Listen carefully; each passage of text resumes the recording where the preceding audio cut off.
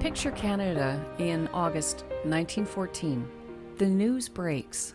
Britain has declared war on Germany, and because Canada is still very much part of the empire, we're automatically in the fight. Overnight, the country is buzzing with patriotic energy, thousands of men rushing to enlist, newspapers pumping out pro-British headlines, and communities organizing rallies to do their part. But here's the twist. Not everyone in Canada is cheering, and that tension between patriotic enthusiasm and deep suspicion sets the stage for one of the lesser-known chapters of our history. As anti-German sentiment spikes, the federal government starts looking sideways at people who just days earlier were simply neighbors, co-workers, or the guy who ran the bakery down the street. Almost 9,000 German Canadians end up in internment camps, and countless others are forced to register with authorities and report regularly, living under surveillance for the rest of the war. And it wasn't just Germans. Canada ultimately operated 24 internment and POW camps across the country, sweeping up people from across the Austro-Hungarian Empire, Ukrainians, Serbians, Czechs, Slovaks, many of whom had immigrated here for a better life and hadn't yet been naturalized. Legally, they were enemy aliens, quote unquote. In reality, they were often just working-class newcomers caught in the crossfire of global politics. These camps weren't tucked away in one region. They actually stretched from Nova Scotia to British Columbia. Some were housed in old armories or exhibition buildings. Others were little more than bunkhouses in remote mountain parks. Prisoners were put to work. So they were logging, building roads, clearing land. It was labor that helped fuel Canada's wartime economy, but it came at the cost of freedom for thousands who had never lifted a weapon against this country. And here's the part that always gets people leaning forward. Many internees had rushed to their consulates at the start of the war, hoping to return home and serve in their own armies. They weren't hiding. They were just trying to enlist. But when they couldn't get passage to Europe, they stayed in Canada, only to be treated as potential threats instead of potential allies. So when we talk about Canada's role in the First World War, it's not just Vimy Ridge and trench warfare. It's also this complicated, very uncomfortable story about fear, identity, and the power of wartime emotions to reshape a society. These camps and the people held in them remind us that civil liberties can be fragile, especially when a nation feels under threat. Welcome to the 19th episode of Memory and Valor, a podcast dedicated to resurrecting the individual stories and quiet sacrifices of Canadian veterans. I'm your host, Samantha McRae. Thanks for joining me at the crossroads where memory and valor meet. If you value history that goes beyond the headlines and into the human experiences of war, particularly World War I, follow Memory and Valor wherever you listen to your podcasts. Today, we're stepping into a part of Canadian history that rarely makes the headlines. This is the story of Canadian soldiers captured overseas and the story of civilians and enemy soldiers Canada imprisoned at home. It's a story about fear, resilience, injustice, and the strange symmetry of war. It's far more challenging to find audio recordings of Canadian First World War veterans than their British counterparts. And recordings from individuals held in Canadian internment camps are rarer still. So for this episode, that scarcity meant relying more heavily on prisoner diaries and written first-hand accounts for research. That being said, let's get on with the show. We're going to begin on the Western Front. When the First World War erupted, the Canadian Expeditionary Force marched into Europe with a mix of enthusiasm, patriotism, and a little bit of naivete. They expected hardship, yes, but not captivity. Over the course of the First World War, nearly 4,000 Canadian soldiers were captured by German forces. Many of them were young, some were barely out of school, and most had never imagined that their war would be spent behind barbed wire instead of in the trenches. The single worst day came during the Second Battle of Ypres in April 1915. The Canadians were holding the line when the Germans unleashed chlorine gas for the first time in history. The green-yellow cloud rolled across the battlefield, choking men where they stood. In the chaos that followed, entire companies were cut off, surrounded, and overwhelmed. By the end of the day, about 1,400 Canadians had been taken prisoner in one devastating sweep. For many of these soldiers, captivity began with confusion and disbelief. Private Harold Simpson of the 8th Battalion wrote in his diary shortly after being captured, quote, "I felt no fear, only a strange emptiness. One moment we were fighting, the next we were herded like cattle. It did not feel real." End quote. The Germans marched their prisoners for miles, often without food or water. Some were beaten along the way. Others collapsed from exhaustion. Lieutenant W.H. Pugsley later recalled, quote, "We were given a crust of bread and told it was to last 2 days. The guards laughed as they said it." End quote. Once inside the camps, the reality of POW life set in quickly. The Hague Convention promised humane treatment, but the conditions were often grim. And you gotta remember, the German unleashing of chlorine gas went absolutely against the Hague Convention to start with. Food was scarce, sanitation was poor, and disease spread easily. Canadian prisoners wrote about lice, rats, and the constant hunger that gnawed at them. Private George Barron described the daily routine in a letter smuggled out of camp in 1916. Quote, "We rise at dawn, weak from the night. The soup is thin, the bread thinner. Work is hard, and the guards are quick with the rifle butt. But we endure. We must." End quote. One of the most extraordinary escape stories of the First World War unfolded at Holzminden in July 1918. This was a camp so notorious among Allied prisoners that its name alone could make a man's stomach tighten. Holzminden wasn't just any prisoner of war camp. It was run by Karl Niemeyer, a commandant whose cruelty was legendary. Prisoners described him as a bully with a mustache, a man who delighted in humiliating the officers under his control. One Canadian later wrote that Niemeyer ruled by tantrum, and that his temper, quote, "could turn the air blue faster than the German sky ever could." End quote. So life in German prison camps was harsh. Again, the food was scarce, the sanitation was really bad, and the guards could be brutal. Punishments were severe, and the psychological toll, the uncertainty, the isolation, and the fear of being forgotten weighed heavily on the men. Some didn't survive. Others refused to give up. About 175 Canadians managed to escape German captivity during the war, and while none took part in the famous Holzminden breakout of 1918, where 29 British and American officers actually tunneled out under the noses of their guards, the story became legendary among POWs across the front. It was the kind of daring escape that would later inspire films, but at the time, it was simply an act of desperation and courage. For Canadian prisoners of war, escape wasn't just an act of defiance. It was a test of nerve, endurance, and imagination. And while the Holzminden breakout became the most famous escape of the war, Canadians had their own story of grit and audacity. Private Arthur Donovan Corker, MM, was born in February in 1894 in Victoria, British Columbia. He enlisted in September 1914 as part of the 1st Canadian contingent.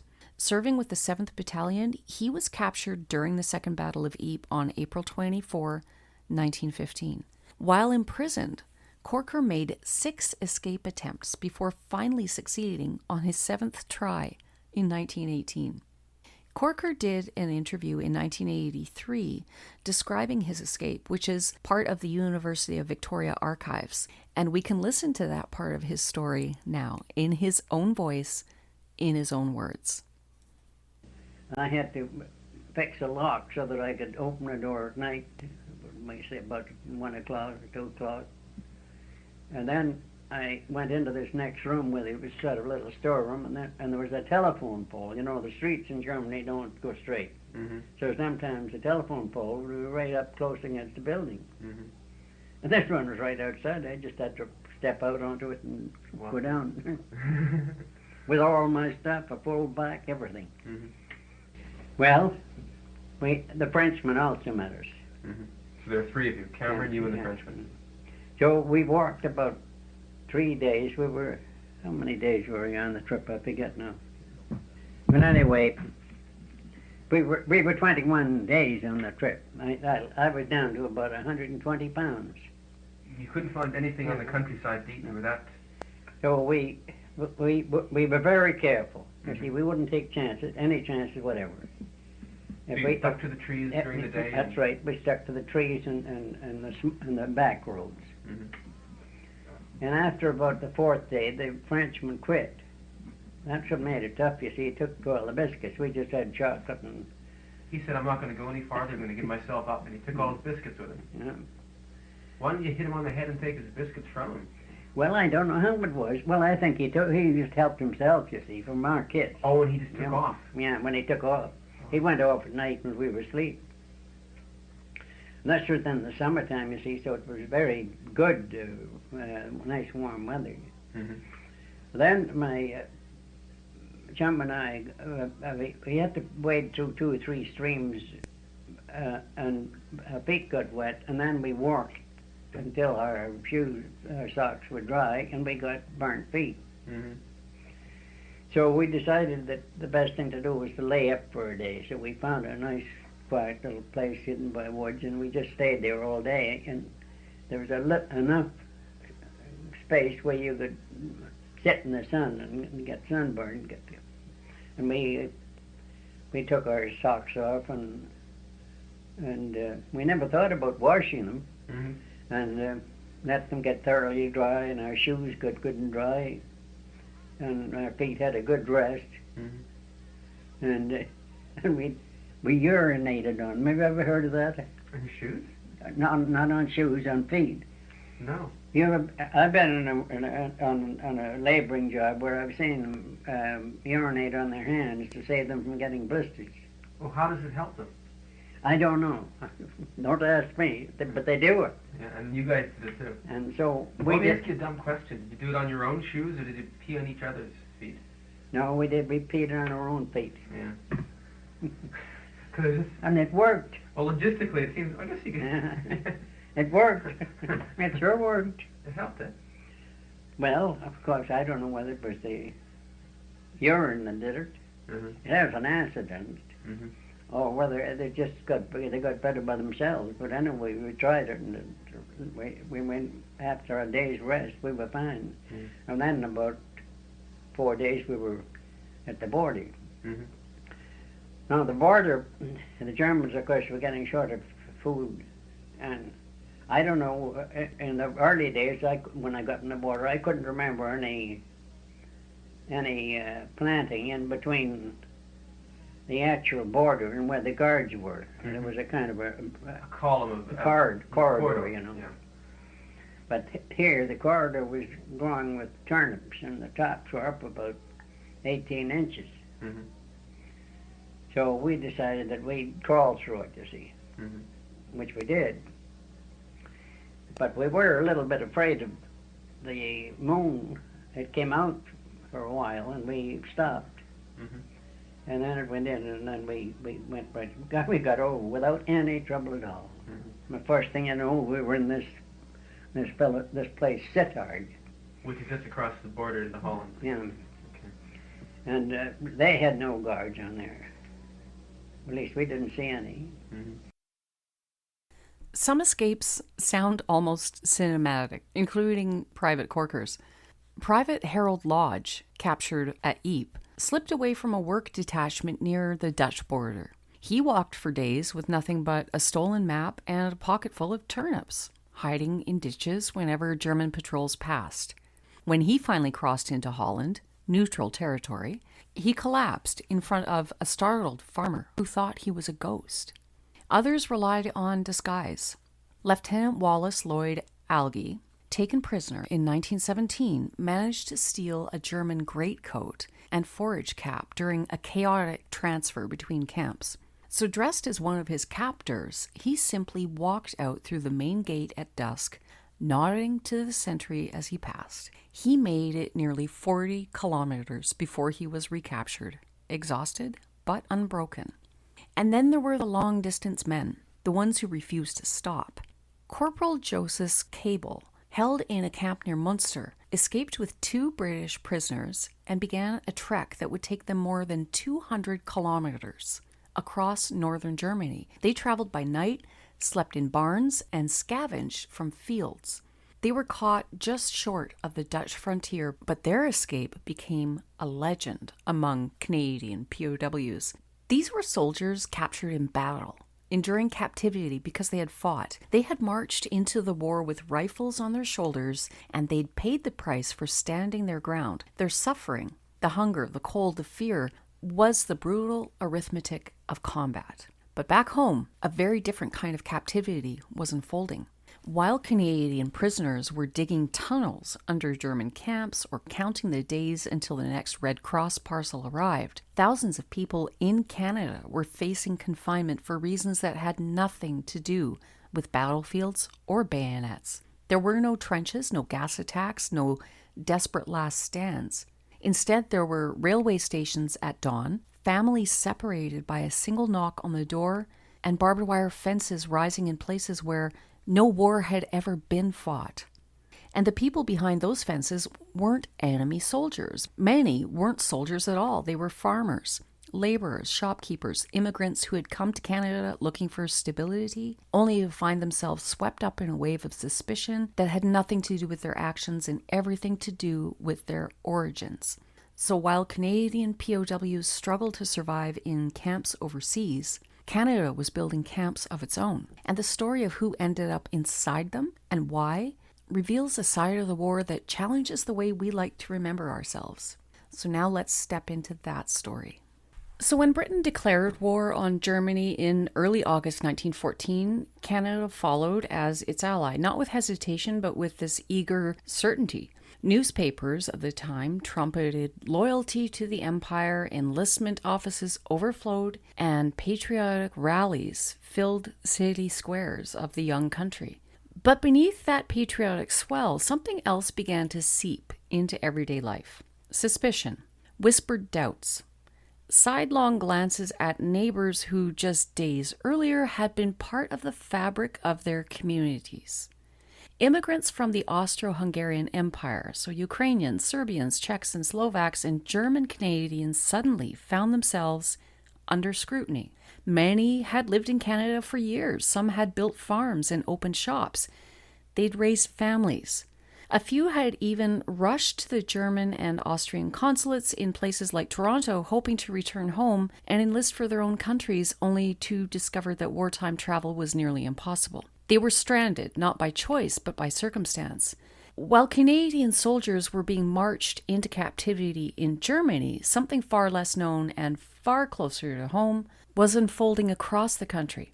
So between 1914 and 1920, that's 2 years after the war ended, Canada operated 24 internment camps stretching from Halifax to Nanaimo, from the Halifax Citadel to the bunkhouses at Castle Mountain and the barracks at Vernon. These were not camps filled with captured enemy soldiers. Many of the men inside had never held a rifle, never seen a battlefield, and never committed a crime. They were civilians, immigrants. They arrived with hopes of stability and opportunity because the Canadian government only 50 years earlier had put the call out to Europeans, come to Canada, free land, settle the West, because at that point Canada had just gotten a really good handle on their genocidal policy of residential schools and clearing the land of Indigenous people to make room for whites. So when they arrived with hopes of stability and opportunity, they found themselves labeled as enemy aliens, and they were registered with authorities. They were monitored, and in many cases they were marched behind barbed wire. Some were taken from railway jobs or mining camps with little to no warning. Others were arrested after failing to report regularly to local police. Families were split apart. In places like Vernon, BC, and Spirit Lake, Quebec, even women and children ended up living inside the camps, not because they were considered dangerous, but because they had nowhere else to go. Some camps lasted only a few months, while others, like Kapuskasing and Vernon, remained active until 1920. These sites were spread across nearly every province, reflecting the national scale of Canada's internment operations. In addition to the main camps, there were branch camps and labor camps. So to keep the story straight and the history preserved, I'm going to go through all the camps right now. So grab a comfy spot and get cozy. This will take a minute. When we look across Canada during the First World War, a different map starts to appear, one made not of cities and rail lines, but of internment camps scattered from coast to coast. This map begins to take shape as early as August 1914, within weeks of declaration of war, when the very first camps opened in Kingston, Ontario, and Montreal, Quebec, almost in step with the outbreak of war. And although the fighting overseas ended in 1918, the map didn't disappear right away. A few camps held on long after the armistice. The final two, Kapuskasing in Ontario and Vernon in British Columbia, didn't close their gates until February 1920, nearly 6 years after the system began. So we're going to start in Quebec, where the story begins, in places like Spirit Lake, tucked deep in the north, where families lived through terribly cold winters in rows of bunkhouses. Downriver, camps in Beauport, Montreal, and Valcartier turned armories, immigration halls, and militia grounds into holding sites for so-called enemy aliens. Across the prairies in Alberta, the landscape shifts. At Castle Mountain and Jasper, camps were carved into the Rockies, where internees labored in Dominion parks, or what we now know as national parks. In Lethbridge, which is in southern Alberta, an exhibition building became a makeshift prison, while in Eaton, men slept in railway cars, temporary homes on frozen tracks. British Columbia, or BC as we call it here, held some of the most remote sites. Edgewood and Revelstoke Field Otter relied on rough bunkhouses. Fernie and Morrissey used rented buildings, while Monashee and Mara Lake were little more than tents pitched in the wilderness. In Nanaimo and Vernon, provincial buildings were repurposed as camps, stretching the system all the way to the Pacific Ocean. Manitoba, back on the prairies again, had its own pair of sites, Brandon and Winnipeg, where exhibition halls and military facilities were transformed into internment spaces almost overnight. Ontario, with its larger population and land base, became home to several camps. So Kapuskasing was one of the longest running, Kingston's historic Fort Henry, the armories at Niagara Falls and Sault Ste. Marie, the militia grounds at Petawawa, and Toronto's Stanley Barracks. Interesting to note that Petawawa is still a Canadian military base to this day. And on the Atlantic coast, Nova Scotia housed two major sites, the Amherst Camp, set inside an iron foundry, and the Halifax Citadel, where the war's anxieties were felt most sharply as ships came and went from the harbor. Together, these camps formed a network that stretched across every region, just about, of the country. A reminder that the First World War reshaped not just battlefields overseas, but the Canadian landscape itself. And so while the Canadian POWs struggled to survive in camps overseas, Canada was building these 24 camps of its own. Places where fear, nationalism, and the politics of empire reshaped the lives of thousands who had once believed they were building a safe future here. One of them was Peter Krawchuk, a Ukrainian-Canadian internee held at Brandon and Kapuskasing camps. He later wrote, quote, "We were called enemy aliens, but our only crime was being poor and in the wrong place. The work broke many men. The memory broke many more." End quote. This line comes from Krawchuk's post-war writings and oral histories, where he documented the experiences of Ukrainian internees, including his own families. His work is one of the most important surviving sources on the emotional and psychological toll of Canada's internment operations. Under the War Measures Act, a sweeping piece of legislation passed just days after war began, the federal government gained extraordinary authority to control movement, seize property, censor communications, and detain anyone it deemed a potential threat. It was a law built for emergencies, but in practice, it cast a very wide net. With a single order in council, thousands of immigrants from the Austro-Hungarian Empire, Germany, and the Ottoman Empire were suddenly reclassified as enemy aliens, regardless of how long they had lived in Canada or how deeply they had put down roots. Under these new powers, the Canadian government opened 24 internment camps. And remember, these camps weren't uniform and they weren't temporary inconveniences. They were lived-in spaces, and they were harsh, improvised, and deeply disruptive that reshaped the lives of thousands of people who had once imagined Canada as a place of safety and possibility. Another internee, William Perchaliuk, also held at Castle Mountain, which is in Banff National Park in Alberta, remembered the work with a kind of grim clarity. Quote, "We built the road with our hands. Every stone we carried reminded us we were not free." End quote. And if you've ever hiked the trails around Banff or driven the Bow Valley Parkway, you've passed the places where those stones once sat.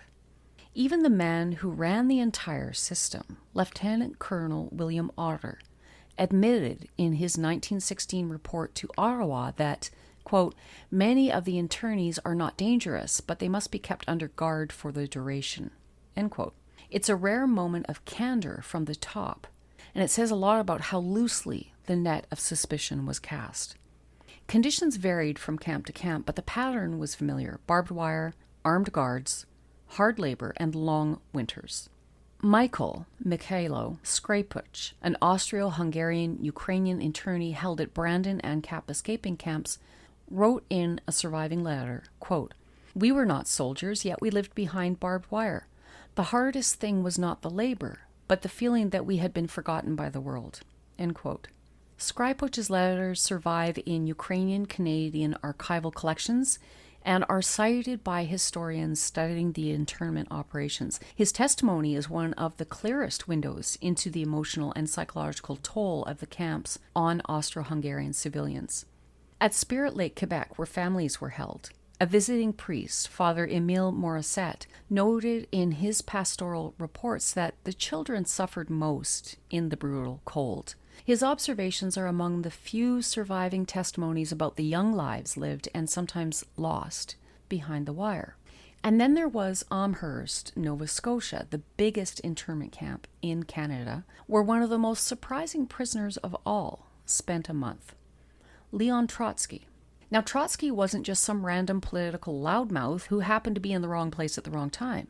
This was a man already deeply woven into the story of modern Russia. And if you're not familiar with Trotsky, there's a little history lesson within the history lesson right here. He was a revolutionary organizer who'd helped spark the 1905 uprising in Russia, and who was about to become one of the key architects of the 1917 Russian Revolution. Within months of leaving Canada, he'd go on to build the Red Army, stand alongside Lenin as one of the two most influential figures in the early Soviet state, and shape a whole school of Marxist thought that would later be known as Trotskyism. And his later exile and assassination in 1940 would cement his place in 20th century history. But before all of that, he found himself behind Canadian barbed wire.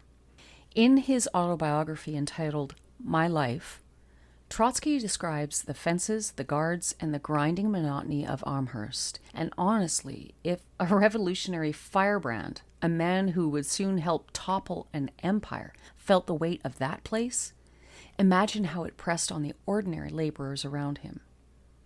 So again, these internees weren't captured in a battle, and they weren't enemy soldiers. They were civilians caught in the crossfire of wartime paranoia. We're shifting now back to the Western Front. Zooming in on the Canadian soldiers' experience from the moment of capture onward, because for many, the ordeal didn't begin in a camp, it began on the battlefield. So if you can, just imagine this. You've just handed over your rifle, your hands are still raised, your heart is pounding in your ears, and suddenly you're aware of everything. Because that's what anxiety does. You're aware of the mud on your boots, the weight of your pack, the German soldier shouting at you to move. You're no longer a fighter, you're cargo, and you're a prisoner. The first stage of captivity was almost always the same, the march to the rear. And this march could be anything from a short walk to a terrible days-long trek. It depended on where the front line was, how chaotic the battle had been, and how many prisoners the Germans had just scooped up. Some Canadians captured at Second Ypres in the spring of 1915 were marched past the very trenches they defended hours earlier, now filled with German troops. Others captured during the spring offensive of 1918 were pushed along roads clogged with retreating Allied units, artillery fire still rumbling behind them. Imagine the psychological whiplash of that. Watching your own army fall back while you're being marched in the opposite direction. Then there were the guards, the German guards. Some were professional, almost businesslike. Others were young, nervous, and very aware that a column of prisoners could turn on them if it wanted to. So the rifles stayed pointed and the shouting stayed loud. And the prisoners? They walked, because what else could they do? One Canadian later said that the march felt like walking into a fog. You didn't know where you were going, you didn't know how long it would take, and you didn't know what waited at the end of the road. You just kept moving step after step because stopping wasn't an option. Eventually, the column would reach a collection point. Sometimes it was a barn or a courtyard, but often just a rough barbed wire enclosure, like a cage thrown together near the front. Soldiers called these stragglers cages. They offered little food, little shelter, and no real protection from the weather. This was also where German intelligence officers would appear, moving from group to group, asking questions and probing for information. For many prisoners, this was their first real taste of captivity. It was cold, hungry, exhausted, and unsure of what came next. Then came the trains. Prisoners were then loaded into boxcars, the same wooden cars used for cattle, and shipped deeper into Germany. The doors slammed shut with a finality that many POWs later said they could still hear decades after the war. Inside, the air was thick and sour. The men were packed so tightly they could barely sit, let alone lie down. And the only light came in from the thin cracks between the boards, and the only ventilation was whatever seeped through the gaps. So food was scarce, water was scarcer, hours blurred into days as the trains rattled eastward. Some men fainted, others vomited from the heat or the stench. A few tried to keep spirits up by singing, but the sound was usually swallowed by the clatter of wheels on rails. One Canadian private later wrote in his diary, quote, "We were not men in that car. We were cargo," end quote. By the time the boxcar doors finally slid open, most soldiers stumbled into the daylight, blinking, filthy, and disoriented. They were exhausted and hungry and still trying to process the fact that their war had taken a turn they never expected. Some had been captured only hours after their first real taste of combat. Others had watched friends fall beside them. Now they were being herded into a new kind of battlefield, one without trenches or rifles, but every bit as dangerous. And here's the thing, for many, this was just the beginning. The camp itself, the routines, the rules, the punishments, the small victories, that was a whole new world. A world with its own rhythms and hierarchies. This was a world where a man's survival depended on his wits, his resilience, and sometimes the kindness of strangers. A world where the day might begin with a roll call in the freezing dawn and end with a scrap of bread that had to last until morning. Even though POWs were usually far from the chaos of the front lines, life in the camps came with its own set of hardships. They were cut off from real news. Whatever they learned usually came from the latest batch of prisoners. And they lived on watery soups while being pushed into exhausting, often dangerous labor in places like ironworks and salt mines. The punishments could be very harsh and sometimes seemed to come out of nowhere. On top of that, a lot of men who'd been captured were already injured from battle. Private Frank MacDonald, for example, was captured in 1916 and had steel splinters removed from his eye before he'd even reached the camp at Dolman. Hunger hit fast. At one point, he was digging through garbage bins and discovered that the inedible meat floating in the day's soup had actually come from a dog. Germany, desperate for workers, brushed aside international rules and put prisoners to work in some of the riskiest jobs available. By 1916, estimates suggest that more than 75% of POWs, so about 1.2 million men, many of them Russian, were being used as labor. So when Private MacDonald and others refused to go back into a coal mine after a friend died in a cave-in, guards forced them to stand at attention with bayonets pressed into their backs. MacDonald eventually collapsed into a barbed wire fence. And on July 1st, 1915, German guards punished Private Fred Ivy by tattooing an iron cross onto his face. So once the boxcar doors slid open and the prisoners were marched through the gates of their first camp, the reality of captivity settled in pretty quick. And the camps varied. Some were sprawling compounds with barracks and workshops, and others were little more than fenced-in fields with a few wooden huts. But the routines were strikingly similar. Every day began with appel, the morning roll call. Prisoners were dragged out into the yard at dawn, no matter the weather. Rain, snow, blistering heat, it didn't matter. They stood in formation while guards counted and recounted them, sometimes for hours. One POW later recalled standing so long in the cold that his boots froze to the ground, and that any man who swayed or stumbled risked being struck with a rifle butt. Food was a constant struggle. The German army itself was starving by 1916, and POWs were at the bottom of the ration list. Breakfast might be a cup of coffee. It was ersatz coffee. It was kind of a bitter grain-based substitute, and a crust of black bread so dense it could be used for a weapon. Often this bread contained potato peelings and sawdust to bulk it up. Lunch was usually a thin soup, often little more than hot water with just a few floating cabbage leaves. Lieutenant W.H. Pugsley recalled, quote, "The soup was so thin you could read a newspaper through it. We joked about it, but hunger is no joke," end quote. Red Cross parcels, when they arrived, were lifelines. A tin of bully beef or a bar of chocolate could turn a week around. But parcels were inconsistent, and sometimes guards would confiscate them as punishment.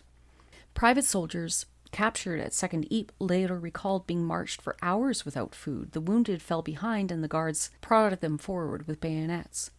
At Karlsruhe, officers slept in wooden bunks stacked 3 tiers high. One Red Cross report noted that the cold came up through the floorboards every night. And punishments were harsh and often arbitrary. A misplaced tool, a whispered joke, a glance the wrong way, any of these could land a man in solitary confinement. The black hole, as prisoners called it, was a windowless cell where men were kept on bread and water. One Canadian officer wrote, quote, "The silence in solitary was worse than the cold. A man could lose himself in there," end quote. Despite everything, POWs carved out small victories. They organized concerts, they taught each other languages, and built makeshift libraries from smuggled books. Some men kept diaries hidden in the linings of their coats. Others planned escapes. Elaborate, daring, and often doomed, but essential for morale. Some camps were worse than others. At Munster, prisoners reported brutal punishments for minor infractions.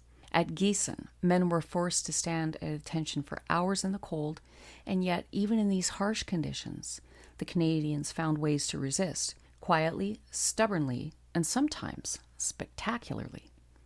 Let's return now to Private Arthur Corker as he describes how he did everything in his power to disrupt German control during his time as a prisoner of war. You tried to escape 6 times, and on the 7th you succeeded. Yeah. Why were you so keen on escaping? Because as a private, it wasn't your duty to escape in the way that it was an officer's. Well, just to beat the Germans, that's all. Mm-hmm. I didn't want to be beat. I didn't agree with working, you see, because I knew that if you worked steady, You were replacing a German who could be sent to the front. So I spent in the three years I was in Germany, I spent about 150 days in jail, either for escaping or refusing to work, or for not working, just fooling around. Mm-hmm. Did you actively try and destroy things or slow? Well, maybe you better not put that in anything, and we did. Yes, we destroyed hundreds of marks worth of stuff. Really? We worked in one place that they were putting in a lock near Mainz. And, well, we refused to work there, but they got the guns out and they said, 1, 2, 3, back to work or else. So we went back to work. So we decided that there was more than one way to kill a cat, so we killed it. Mm. And the best of it was, you see, they'd miss shovels and the tools would disappear and tools would be wheelbarrows. Broken wheelbarrows. And they thought the Germans were stealing them and taking them home. After his capture at St. Julien, during the Second Battle of Ypres, Corker was packed into freight cars and transported deep into Germany, eventually arriving at the Gießen prisoner of war camp. Conditions there were considered good only in the relative sense. About 250 men were crammed into a single building, and daily rations amounted to little more than thin soup and a single loaf of bread shared among 5 prisoners. To survive, the men organized themselves into small messes, pooling whatever food they could to make a stretch. It was in Gießen that Corker's determination to escape truly took shape. A compass smuggled to him inside a jar of strawberry jam became his most prized tool, and with it he joined what he jokingly called the You-Know-What Society, the camp's informal escape committee, setting the stage for the series of daring attempts that would define his years in captivity. For Canadian POWs, daily life became a balancing act between despair and determination, between following the rules and quietly resisting them, between holding on to hope and simply getting through the next hour. Letters from home, if they arrived at all, were lifelines. Red Cross parcels were treasures, a warm coat, a hidden pencil, and a whispered joke. These became the currency of survival. And yet, even in these harsh conditions, the men found ways to carve out moments of humanity. This was the daily reality for thousands of Canadian soldiers, a world defined by confinement but also by resilience. A world where the fight didn't end when the rifles were taken away, it simply changed. And while Canadian soldiers were being marched into Germany, thousands of men on the other side of the world were being marched into camps right here in Canada. So 2 journeys, 2 destinations, and 2 very different versions of captivity happening at the same time. Now let's shift back across the Atlantic to the camps Canada built at home. These 2 systems of imprisonment weren't identical. Canadian POWs in Germany were protected by the Hague Convention. They received Red Cross parcels, mail, and inspections. Internees in Canada, however, were civilians, and because they weren't technically prisoners of war, oversight was weaker and the stigma was heavier. Many internees said that even after release, the suspicion followed them home. So while Canadian soldiers were being marched through German towns, watched by curious civilians, German and Ukrainian internees were being marched through Canadian towns, watched by curious civilians. While Canadian POWs slept in drafty barracks in Saxony, internees slept in drafty bunkhouses in Alberta and Quebec. While Canadian prisoners wondered when the next Red Cross parcel would arrive, internees wondered when or if they would ever be released. Now remember, Canada operated 24 internment camps during the First World War, so holding 8,579 men. They were immigrants caught in a net of suspicion woven by the War Measures Act.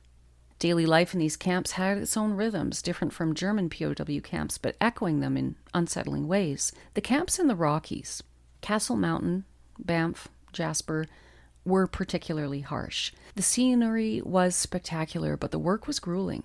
Internees labored building roads, cutting timber, clearing brush, and improving national parks. The work was relentless. Dawn to dusk, 6 days a week. They earned about 25 cents a day, and it shaped the Rockies in a way most visitors today never realize. Much of the early infrastructure in Banff and Jasper, the trails that snake through the forest, the fire breaks that protected the railways, the bridges that crossed glacial streams, was built by men who had arrived in Canada seeking opportunity, not imprisonment. At Castle Mountain in Banff, the labor was especially punishing. Winter winds whipped down the valley, freezing tools to bare hands. In summer, the heat radiated off the rock faces, turning the work sites into natural furnaces. Guards watched as men swung axes, hauled timber, and blasted rock to carve out new roads. One Ukrainian internee later wrote, quote, "We built the park for tourists we were not allowed to see," end quote. Another recalled the bitter irony of the landscape. Quote, "The mountains were beautiful, but they were our prison walls," end quote. Some guards were strict but predictable. Others were openly hostile. At Castle Mountain, men who refused to work could be shackled or confined to makeshift cells. And one internee described the experience bluntly, quote, "They said it was discipline. It felt like humiliation," end quote. And then there were the families. Vernon, BC, and Spirit Lake, Quebec, held the women and children, and again, not because they were considered dangerous, but because they had nowhere else to go after their husbands and fathers were arrested. Children attended makeshift classes. Women cooked, sewed, and tried to maintain a sense of normalcy inside a fenced-in world. A woman at Spirit Lake later remembered, quote, "The snow was so deep it swallowed the fences. The children played as if it were a village, not a camp," end quote. Despite everything, internees too found ways to endure. They carved wooden toys and religious icons. They sang songs from home. They shared stories in the evenings, huddled around makeshift stoves. Some kept diaries, writing in tiny script to conserve precious paper. Others sketched the mountains, capturing the world just beyond the wire. One man wrote in his journal, quote, "We lived between hope and resignation, some days one, some days the other," end quote. Their labor shaped the parks. Their presence shaped the country, but for decades, their stories were left out of the national narrative, overshadowed by the larger story of war, tucked away in archives or remembered only in family whispers.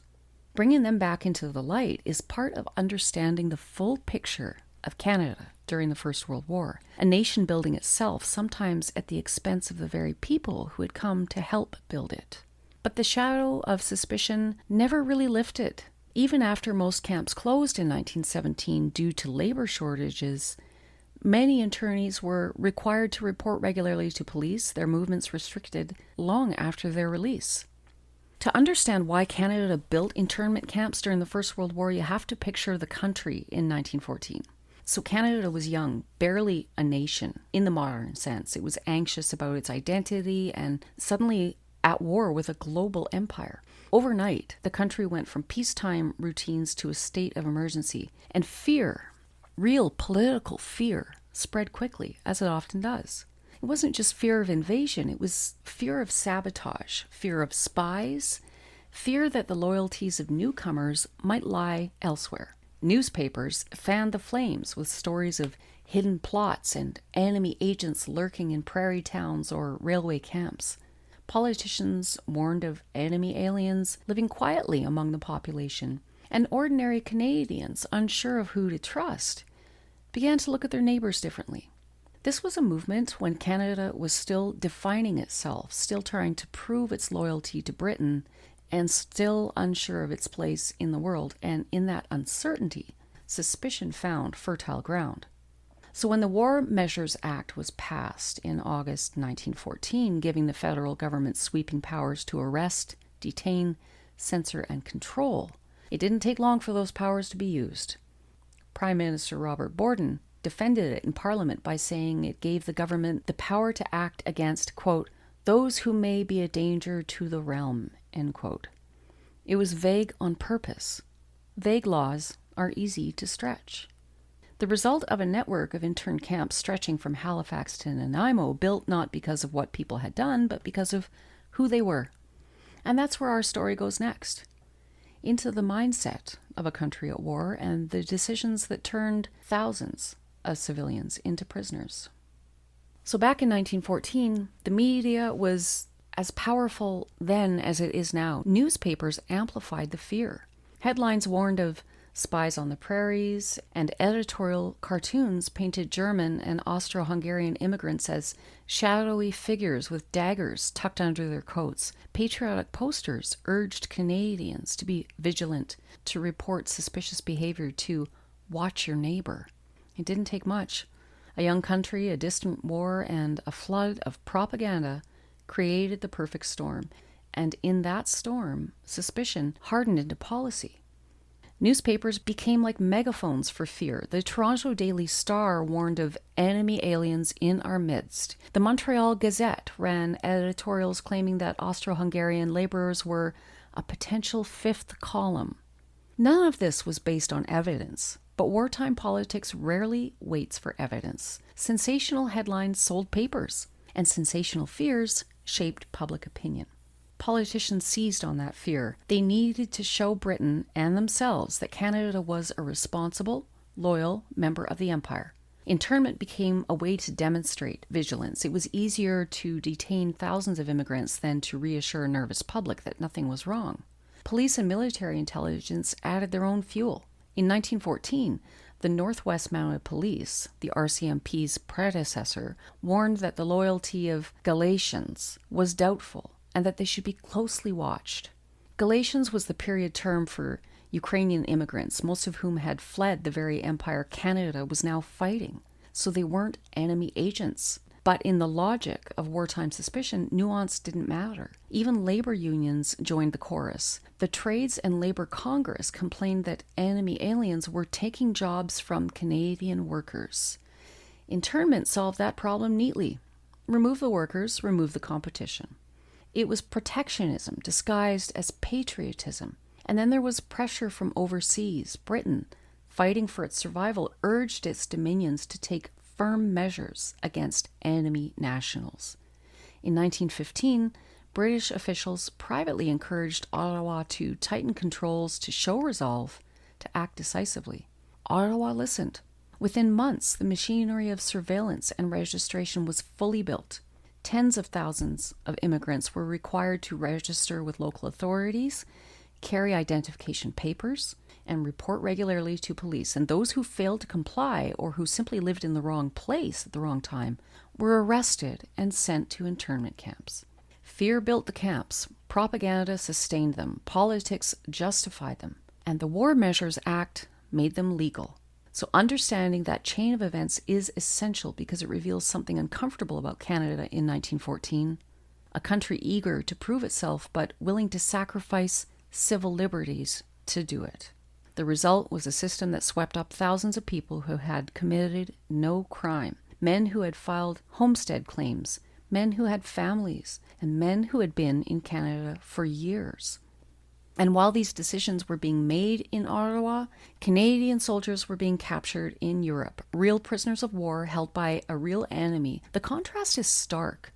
One system built from battlefield necessity, the other from political anxiety. Canada's internment camps weren't created because of what people did. They were created because of what people were, or what the government feared they might be. Fear, nationalism, and politics built the camp, and thousands of lives were caught in the middle. If you step back from the barbed wire for a moment, from the guards, the labor, the routines, something becomes clear. Captivity wasn't just about fences or rations or the cold. It was about morale.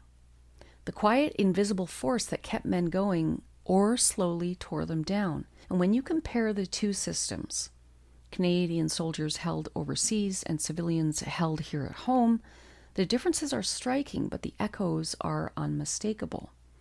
Because in both places, men looked for ways to reclaim a sense of control. In both places, they searched for dignity. And in both places, escape, whether attempted or only imagined, became a kind of barometer for the human spirit. Escapes happened in both systems, and they reveal a lot about morale.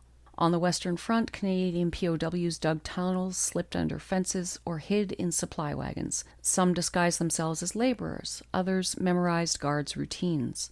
A few even made it home. Most were caught, but the attempts themselves kept spirits alive. One Canadian officer later said, quote, "Planning an escape was the only time we felt like soldiers again." End quote. Another wrote in his diary, "The wire was high, but our will was higher."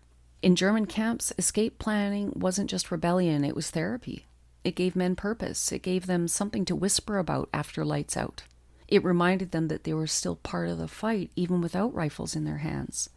Back in Canada, escapes were rarer, not because the wire was stronger, but because the wilderness was. If you ran from Castle Mountain, you ran into the Rockies.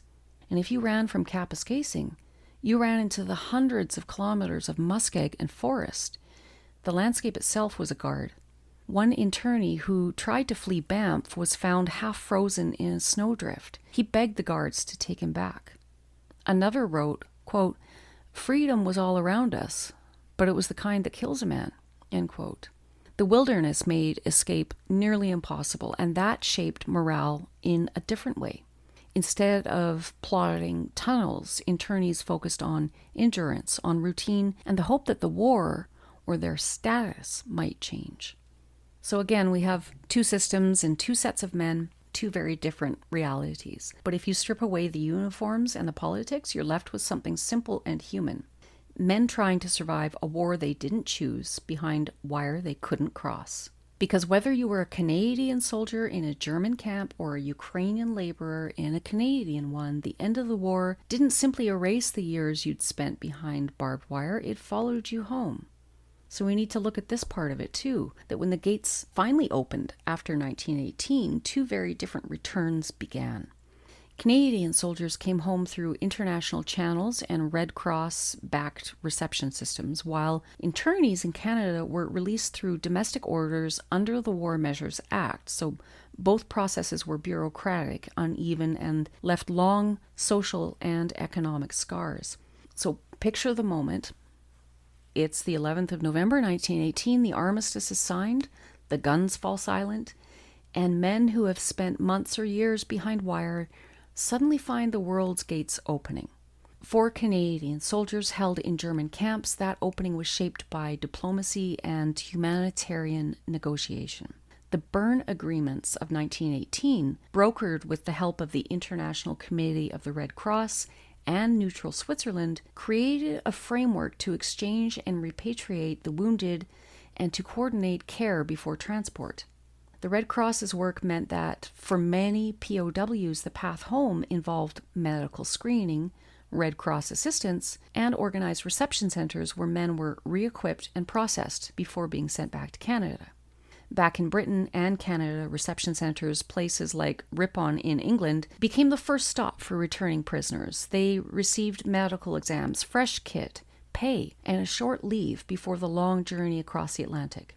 The paperwork, the inspections, the Red Cross parcels that had sustained them in camp now helped smooth the way home. The Canadian historical record preserves many of these return stories and the official counts and interviews that followed. But homecoming in Canada was a different story for the thousands who had been interned as enemy aliens. Their release was an administrative unspooling under the War Measures Act, so orders, reviews, and discharge papers rather than international exchange. Property seized on arrest was often returned slowly or not at all. Wages lost to months of forced labor were rarely fully compensated, and the legal framework that had authorized their detention remained on the books into 1920. The result was a return that felt incomplete, and for many families, it was economically devastating. Repatriation didn't mean restoration. Returning POWs carried physical wounds and psychological scars. Many were interviewed at reception centers and recorded in military files, but reintegration was uneven, and some men returned to work that had vanished or to families changed by absence. Released internees faced a different, longer shadow, so lost property, damaged reputations, and communities fractured by suspicion. Where POWs could point to international protections and Red Cross parcels, internees often had only domestic paperwork and local prejudice to contend with. Memory and redress took decades. Official records, memoirs, and museum collections preserved POW experiences. Recognition of the internment of civilians in Canada grew slowly, culminating in public research, memorials, and negotiated acknowledgements in the 21st century. The gates opened, but the consequences of confinement, economic, social, and psychological, lingered for generations. And as a Canadian living in Alberta, I can guarantee you that these psychological effects still linger. Alberta still has the largest population of Ukrainians in all of Canada, and that prejudice still exists to some degree that stretched back 110 years. By the time the war ended in 1918, thousands of Canadian POWs had survived years in camps like Rastatt, Wittenberg, Göttingen, and Limburg. Their survival owed less to battlefield heroics than to international law.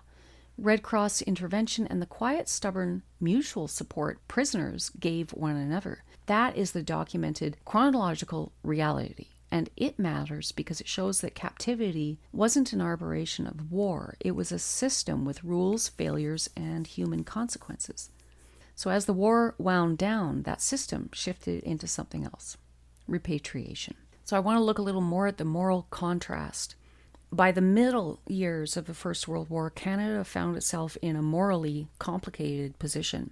On one hand, Canadian soldiers captured in Europe depended on international law, particularly the Hague Conventions, and on the work of the Red Cross to survive captivity. Officers were exempt from labor. Enlisted men had regulated work. Neutral inspections were permitted. In practice, as historian G.W.L. Nicholson later noted, the system was uneven, some camps tolerable, others harsh, with outbreaks of disease and severe discipline. International law existed, but it didn't guarantee humane conditions. Still, Canadian POWs had something crucial: external oversight. On the other hand, Canada itself was holding thousands of civilians behind wire at home, many of whom had never worn a uniform. They were classified as enemy aliens, a legal category created under the War Measures Act, and their detention was based not on actions but on nationality and wartime fear. Historian Tim Cook has emphasized that internment in Canada was driven less by evidence of threat than by anxiety, labor needs, and political pressure. It was in many ways a policy of suspicion rather than guilt. And unlike POWs in Europe, internees in Canada had no neutral inspections, no guaranteed mail, no international body monitoring discipline or health. Disease outbreaks occurred. Discipline could be harsh. Complaints rarely traveled beyond the camp fence. And this is where the moral tension sharpens. So even after the armistice, many internees remained behind the wire into 1919, while the system was slowly dismantled. Their discharge files show a typical pattern: a brief medical note, a travel voucher, and a warning to report regularly to local authorities. Property seized at arrest was often returned only in part, savings were gone, jobs were lost, and again, community suspicion lingered. One former internee later said, "I walked out of the camp, but the camp did not walk out of me." He rebuilt his life slowly, working seasonal jobs and sending money home when he could. He never received compensation for lost wages or seized property. His story, like thousands of internees, lived mostly in family memory until public recognition finally began in the early 2000s. So when you place these two stories side by side, something becomes clear. Captivity is not a single experience. It's a spectrum shaped by law, by fear, by geography, and by the choices nations make when they feel threatened. History rarely offers simple heroes or villains. What it offers instead are choices and the consequences of those choices. As we look back more than a century later, the question isn't just what happened in those camps or why. It's what those choices reveal about who we were then and who we want to be now. Because the gates eventually opened, but the shadows they cast on families, on communities, and on the national story has lingered long after that war ended. And remembering those shadows is part of understanding the whole picture of Canada in the First World War. The courage, the fear, the contradictions, and the people whose lives were shaped by decisions made far beyond the wire. When we look back at the First World War, it's easy to focus on the trenches, the battles, the names etched into cenotaphs, but history is never just what happens at the front. It's also what happens behind the wire, in the quiet places where fear, law, and identity collide. The civilians interned in Canada lived a different truth. They were held not because of what they had done, but because of what the country feared they might do. Their labor shaped our national parks, our railways, our landscapes. And we all appreciate that when we go on summer holidays, yet their names slipped into silence for decades. Their stories had to be recovered slowly, piece by piece, by families and historians who refused to let them disappear. And here's the part that still surprises many Canadians. This happened twice. Canada ran internment camps in both the First and Second World Wars. Thousands of people, Ukrainians, Germans, Italians, Japanese, Canadians, were held behind barbed wire on Canadian soil. For years, this history was tucked away in archives, unmentioned in classrooms, absent from public memory. Even today, many Canadians have never heard it. Both experiences, the POWs overseas and the attorneys at home, are part of the same war. Both reveal something about who we were and who we hope to be. And both remind us that nations, like people, are capable of courage and contradiction at the same time. That's the work of history. Not to judge the past with the certainty of hindsight, but to understand the choices people made when the world felt uncertain, and to carry those lessons forward. Because the legacy of captivity, whether in a camp in Germany or a camp in the Rockies, isn't just about fences or guard towers. It's about the long shadows those fences cast and the responsibility we carry to see them clearly. The war ended, the gates opened, but the stories don't stop there. They're still with us, in archives, in families, and the landscapes shaped by hands history almost forgot. And by remembering them, we widen the lens on what the First World War meant for Canada and what it still means today. So that's where we'll leave it for today, at the edge of the wire, looking back at a chapter of Canadian history that was lived, forgotten, and only very recently remembered. The First World War didn't just shape the battlefields overseas, it shaped the country at home, in ways we're still coming to understand. Thanks for listening, and for spending this time with a part of our history that was hidden for far too long. It's uncomfortable, but it needs to be talked about. These stories matter, not because they're uncomfortable, but because they're true, and because they help us understand the country we inherited. Join me next time on Memory and Valor as we keep widening the lens on First World War stories that built Canada, the proud ones, the painful ones, and the ones still waiting to be told. So as we close this chapter and step back from the wire, remember this: keep history alive, because where memory endures, valor lives on.